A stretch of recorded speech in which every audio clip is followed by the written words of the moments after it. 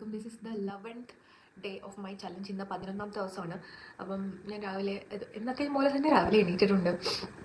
പക്ഷേ ഞാൻ ഇന്ന് മെഡിറ്റേഷൻ ഒന്നും ചെയ്യുന്നില്ല. കാരണം എനിക്ക് കണ്ടിന്യൂസ് 3 മണിക്കൂർ തിയറി ക്ലാസ് ഉണ്ട്. ഇന്ന് ക്ലാസ്സിന് പോകണം. കാരണം ഇന്നലെ ഞാൻ പോയില്ലല്ലോ, അപ്പം ഇന്ന് പോകണം. അതുകൊണ്ട് ഞാൻ വിചാരിച്ചു മെഡിറ്റേഷൻ കണ്ടിന്യൂസ് ആ ഒരു സ്ട്രെയിറ്റ് രീതിയിൽ ഇരുന്ന് കഴിഞ്ഞാൽ എനിക്ക് ചിലപ്പം വേദന കൂടിയാലോ എന്നുള്ളതുകൊണ്ട് ക്ലാസ്സിന് എന്തായാലും പോകണം. ക്ലാസ്സിന് പോയാൽ ഈ മെഡിറ്റേഷൻ ഇരിക്കുന്ന പോലെ ഇങ്ങനെ സ്ട്രെയിറ്റ് ആയിട്ട് ഇരിക്കണം. അങ്ങനത്തെ സീറ്റിംഗ് അറേഞ്ച്മെൻ്റ് ആണ്. അപ്പം അങ്ങനെ ഇരിക്കേണ്ടതുകൊണ്ട് ഞാൻ മെഡിറ്റേഷൻ ഇന്ന് ചെയ്യേണ്ടതെന്ന് വിചാരിച്ചു. കാരണം നാളെ ചെയ്യാം. നമുക്ക് ഇന്നിപ്പോൾ എനിക്ക് ക്ലാസ്സിൽ പോകുന്നതാണ് ഇമ്പോർട്ടൻറ്റ്. അപ്പോൾ എന്തായാലും നമ്മുടെ ചലഞ്ചൊന്നും നമ്മൾ മാറ്റി വയ്ക്കത്തില്ല. നമ്മൾ രാവിലെ തന്നെ എണീറ്റിട്ടുണ്ട്. ഇനി ഞാൻ വിചാരിച്ച എന്തായാലും എഴുതാം. എനിക്ക് ഒന്നെങ്കിൽ ഇരിക്കാൻ പറ്റുന്ന രീതി എന്ന് വെച്ചാൽ ഒന്ന് ഇങ്ങനെ ഫ്രണ്ടിലോട്ട് ആഞ്ഞിരിക്കാം. അത് കൂളായിട്ട് ഇരിക്കാം. നമ്മൾ നോട്ട്സൊക്കെ എഴുതാനായിട്ട് ബെഞ്ചിനകത്ത് ഇരിക്കുന്നത് ഞാൻ എന്നും ഇവിടെ നിന്ന് എഴുതുന്നത് പോലെ എനിക്കിരിക്കാം. പിന്നെ ഇരിക്കാൻ പറ്റുന്നത് ഇങ്ങനെ സൈഡ് കൊണ്ട് ഇങ്ങനെ ഒരു സൈഡ് കൊണ്ട് ചരിഞ്ഞിരിക്കാം. നേരെ ഇരിക്കുമ്പോഴാണ് പെയിൻ. നമ്മൾ മെഡിറ്റേഷൻ ചെയ്യുമ്പോൾ നമ്മൾ നട്ടിൽ നിവർത്തി നേരെ തന്നെ ഇരിക്കണം. അത് ഇച്ചിരി ടാസ്ക്കാണ്. അപ്പോൾ അതുകൊണ്ട് വേദനയുണ്ട്. പക്ഷെ അതും വേദന ഉണ്ടെന്ന് പറഞ്ഞ് എണീക്കാതിരിക്കുന്നത് ഒരു ഇതായിട്ട് എനിക്ക് തോന്നുന്നില്ല. അതുകൊണ്ടാണ് ഞാൻ എണീറ്റത്. ഇന്നത്തോണ്ട് ചിലപ്പം വേദന മാറുമെന്നാണ് എൻ്റെ പ്രതീക്ഷ. 2 ദിവസമാണല്ലോ എല്ലാ വേദനകളുടെ ഒരു ഇത്. പക്ഷെ വേദന ഉണ്ടെന്ന് പറഞ്ഞാൽ എനിക്ക് ഇതൊക്കെ ചെയ്യാതിരിക്കുന്നത് ബുദ്ധിമുട്ടാണ്. എണീക്കാതിരിക്കുക, കിടന്നങ്ങ് മനസ്സുകൊണ്ട് തളർന്ന് ഞാൻ ഇന്നലെ ഭയങ്കര ഡൗൺ ആയായിരുന്നു. പക്ഷെ അതിങ്ങനെ തളർന്ന് കിടന്നിട്ട് എനിക്ക് വലിയ ഗുണമൊന്നും ഉണ്ടാകുമെന്ന് തോന്നുന്നില്ല. അതുകൊണ്ട് എണീക്കുക എന്നുള്ളതേ ഉള്ളൂ. അപ്പോൾ ഇന്ന് ആ ക്ലാസ്സിലിരുന്ന് ആ വേദനയോട് കോപ്പപ്പ് ചെയ്യണം എനിക്ക്. എന്തായാലും നമുക്ക് നോക്കാം. ക്ലാസ്സിൽ പോയി വേദനയൊക്കെ മാറുമെന്ന് പ്രതീക്ഷിക്കുന്നു. ഇനിയിപ്പോൾ നമുക്ക് നമ്മുടെ സാധാരണ കുത്തിക്കുറിക്കൽ എൻ്റെ രാവിലത്തെ കുറച്ച് കാര്യങ്ങളൊക്കെ ഉണ്ട്. അതൊക്കെ നമുക്ക് ചെയ്യാം. കസേരയിൽ ഇരുന്ന് നോക്കുമ്പോൾ അറിയാം.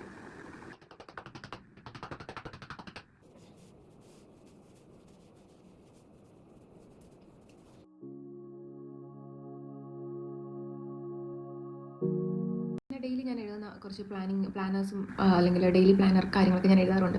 സോ അത് ഞാൻ എഴുതിയിട്ടുണ്ട്. പിന്നെ എൻ്റെ കോളേജിലെ നോട്ട്സ് കുറച്ച് എനിക്ക് എഴുതാനുണ്ടായിരുന്നു. അപ്പോൾ അതും കുറച്ചിരുന്ന് എഴുതി. കാരണം ഞാൻ എല്ലാ ദിവസവും ചെയ്യുന്നത് ഇന്നലെ കുറച്ചേ ചെയ്തുള്ളൂ. ഞാൻ പറഞ്ഞില്ല, വേദന കാരണം എനിക്ക് ഇരിക്കാൻ വയ്യായിരുന്നു, പെട്ടെന്ന് എണീക്കേണ്ടി വന്നു. അപ്പോൾ അതെല്ലാം എഴുതി.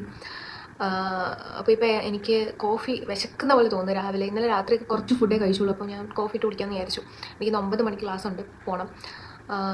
അപ്പോൾ എന്തായാലും നമുക്ക് നമ്മുടെ ഓരോ കാര്യങ്ങളിൽ കിടക്കാം. ഓക്കെ.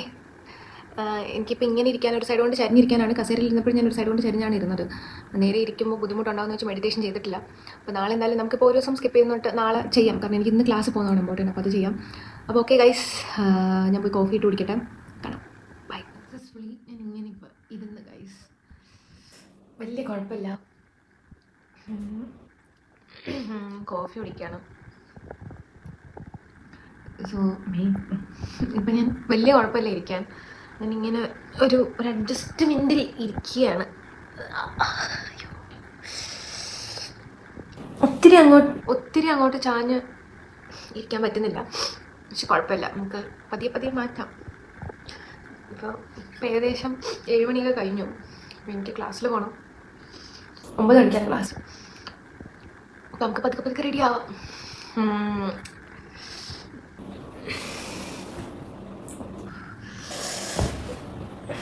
നമുക്ക് നമ്മുടെ ഏറ്റവും മെയിൻ ഇതെന്ന് പറയുന്നത് ഇരിക്കാൻ പറ്റുക, അതൊക്കെയാണ്. പക്ഷെ എന്താ ചെയ്യാനാ, കുഴപ്പമില്ല. ഓക്കെ ഗൈസ്, നമുക്ക് എന്തായാലും റെഡിയാവാം.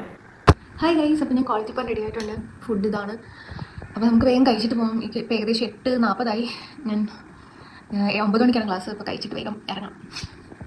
അപ്പോൾ വേദന കുഴപ്പമില്ല. ഇപ്പോൾ ഇങ്ങനെ ഈ ഒരു പൊസിഷനിൽ ചാഞ്ഞിരിക്കുവാണെങ്കിൽ ഇറ്റ്സ് ഫൈൻ.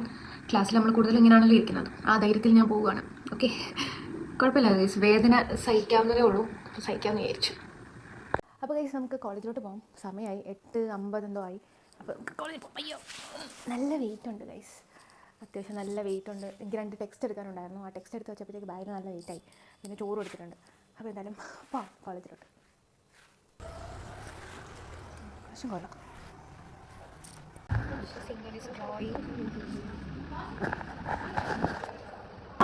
ഗായത്രി, ഇതാണ്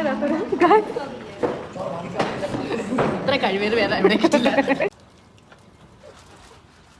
പഠിക്കാൻ പറ്റില്ലല്ലോ.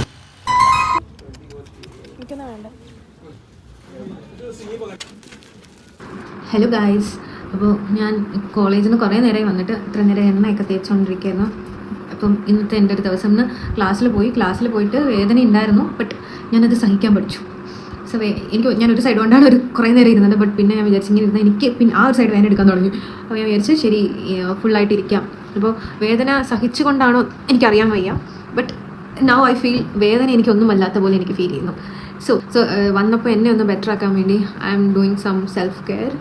സോ മുഖത്ത് കുറച്ച് സാധനമൊക്കെ വലിച്ചു വരിയിട്ടിട്ടുണ്ട്, പിന്നെ എണ്ണ തേച്ചു, നല്ല രീതിയിൽ മസാജൊക്കെ ചെയ്തു.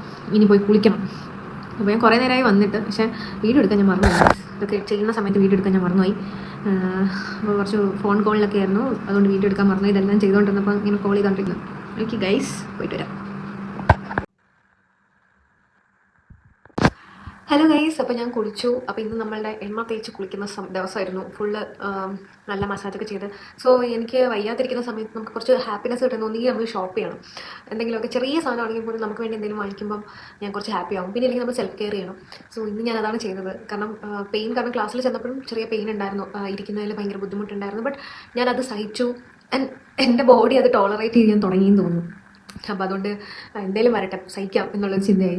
ഇപ്പോൾ വന്നിട്ട് വിളക്കൊക്കെ കത്തിച്ചു, പ്രാർത്ഥിച്ചു. പണ്ട് എനിക്ക് ഈ വിളക്കത്തിക്കുന്ന സ്വഭാവം, അല്ലെങ്കിൽ വിളക്കത്തിൽ പ്രാർത്ഥിക്കുന്ന സ്വഭാവം പണ്ട് എനിക്ക് എൻ്റെ അമ്മ പറഞ്ഞു തന്നതാണ്.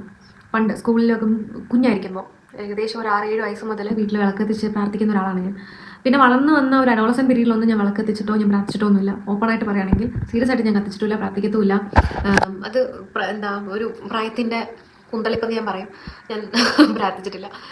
പിന്നെ നമ്മൾ കുറച്ച് പ്രായമാകുമ്പോൾ നമുക്ക് മനസ്സിലാവില്ല. നമ്മളൊരു 10, 20, 21, 22 വയസ്സ് കഴിയുമ്പോൾ നമ്മുടെ തലയിലൊരു ബോധം വരും, എന്തോ ഒരു ശക്തി കൺട്രോളിങ് എസ് എന്നുള്ളൊരു ചിന്ത. ഇതെൻ്റെ ബിലീഫാണ്. എനിക്ക് ബാക്കിയുള്ളവരാരും അത് മഹാദേവനെന്നോ ശിവനെന്നോ അല്ലെങ്കിൽ അള്ളാഹുവെന്നോ യേശുവെന്നോ അങ്ങനെയൊന്നുമില്ല. There is A power. ഞാൻ വിശ്വസിക്കുന്ന നേച്ചർ, യൂണിവേഴ്സ്, എന്തോ ഒരു പവർ നമ്മളെ കൺട്രോൾ ചെയ്യുന്നുണ്ടെന്ന് തന്നെ ഞാൻ വിശ്വസിക്കുന്ന ഒരാളാണ്.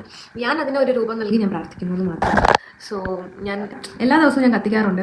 ഒരു തിരി കത്തിച്ച് പ്രാർത്ഥിക്കുന്ന, ഒരു സാമ്പ്രാണി കത്തിച്ച് വെക്കുന്നതിനകത്തൊരു ഒരുപാട് സമയമൊന്നും എടുക്കത്തില്ല. ഒന്ന് പ്രാർത്ഥിക്കും രക്ഷിക്കണേ എന്ന്. എനിക്കൊന്ന് പല വലിയ വലിയ അപകടങ്ങളിൽ നിന്നൊക്കെ വളരെ ചെറുതായിട്ട് എന്നെ മാറ്റുന്നത് ദൈവം തന്നെയാണെന്ന് വിശ്വസിക്കുന്നുണ്ട് ഞാൻ. സോ ഇപ്പോഴും ഇത്രയും വേദനയിലും I can speak to you. So അത് ദൈവത്തിൻ്റെ ഒരു അനുഗ്രഹമാണ്. അതുപോലെ തന്നെ രാവിലെ എണീക്കാൻ പറ്റുന്നത്, ഇത്രയും വയ്യായ്മ വരുന്ന സമയത്ത് സാധാരണ ഞാൻ എണീക്കില്ല, എനിക്ക് എണീക്കണ്ട, മെൻ്റലി ഞാൻ ഡൗൺ ആവും. പക്ഷേ ഇപ്പോഴും ഞാൻ എണീക്കുന്നുണ്ടെങ്കിൽ അത് ദൈവത്തിൻ്റെ ഒരു കരുണയാണ് എന്ന് ഞാൻ വിശ്വസിക്കുന്നുണ്ട്. സോ ഇന്നത്തേക്ക് ഇത്രയേ ഉള്ളൂ. ഇനി എനിക്ക് ചായ ഇടണം, ചായ ഇട്ട് കുടിക്കണം. കുടിച്ചിട്ട് എനിക്ക് കുറച്ച് വരയ്ക്കാനുണ്ട്. പാരസൈറ്റോ ഞാൻ ക്ലാസ്സിലിരുന്ന് കുറച്ച് വരച്ചിരുന്നു, അപ്പോൾ അതിൻ്റെ ബാക്കി വരയ്ക്കണം.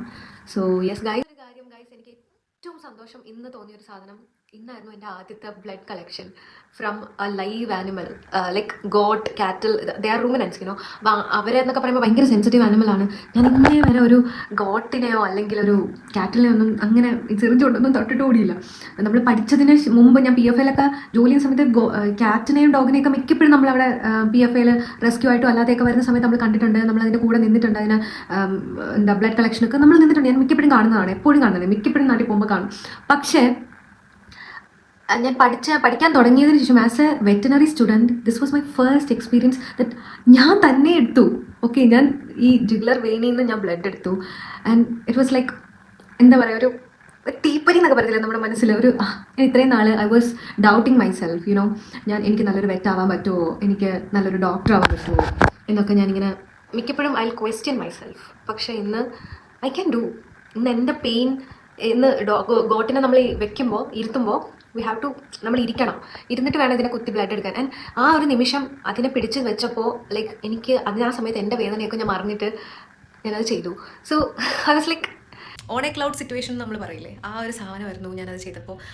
And the moment I realised that എനിക്കും ഇതൊക്കെ പറ്റും.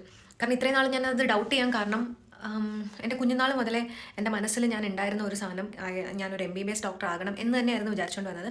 ആൻഡ് സംവാട്ട് എൻ്റെ പാത്ത് ഡിഫറെൻ്റ് ആയി. ഞാനൊരു ഡിഗ്രി എടുത്തു, BSc സുവോളജി. എൻ്റെ വീട്ടിൽ ഡോഗ് വന്നു. ആ ഡോഗിനോട് അങ്ങനെ ഞാൻ ഇടപെടുകയാണ് ഞാൻ ഈ റെസ്ക്യൂ അങ്ങനെയുള്ള കാര്യങ്ങളിലേക്കൊക്കെ ഞാൻ വന്നു തുടങ്ങിയത്. അതൊക്കെ ഒരു പ്രത്യേക വേറൊരു കഥയായിട്ട് ഞാൻ പറയാം. It's A long story.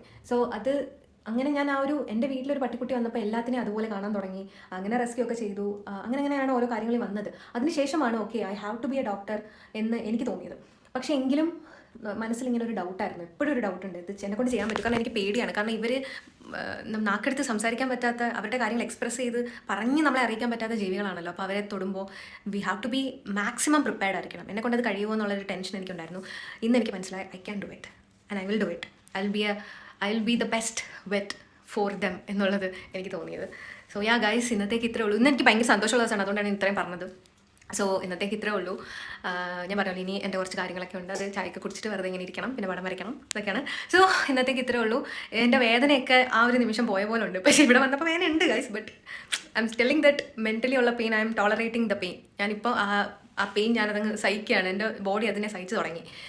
So ഇന്നത്തേക്ക് ഇത്രേ ഉള്ളൂ. വീഡിയോ ഇഷ്ടപ്പെട്ടെങ്കിൽ ലൈക്ക് ചെയ്യുക, ഷെയർ ചെയ്യുക, കമൻറ്റ് ചെയ്യുക and subscribe to my channel.